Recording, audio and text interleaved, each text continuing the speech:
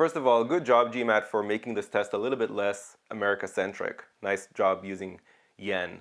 Now, this question might not seem like an XY coordinate plane geometry type question, but when I look at this equation, t equals f plus xm, I'm thinking that m is a slope of this line, just like m in the y equals mx plus b equation, and the f is like the b, it's that y-intercept.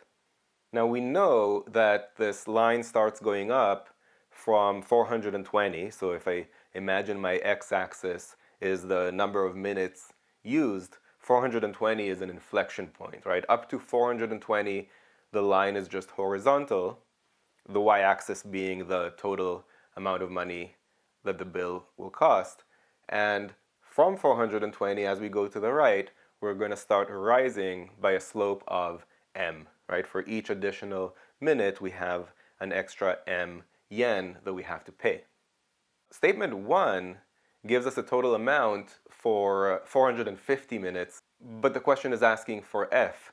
Since I don't know how steep m is, and I don't know where f is positioned, I can't pinpoint where f is. There's still a degree of freedom there. The horizontal line can come down with a steeper m, or it can go up with a less steep m. So statement 1 is not sufficient on its own. When I look at statement 2, though, I see that there were no additional minutes. We didn't quite make it past 420. So we're still in the horizontal line part of the graph. And so if we are given the total at 400 minutes, that has to be equal to f. So statement 2 is sufficient on its own, and the correct answer is B. If you found this video useful, go to quantreasoning.com for a lot more where that came from. You should also click that like button and let me know in the comments below what you'd like me to make future videos about.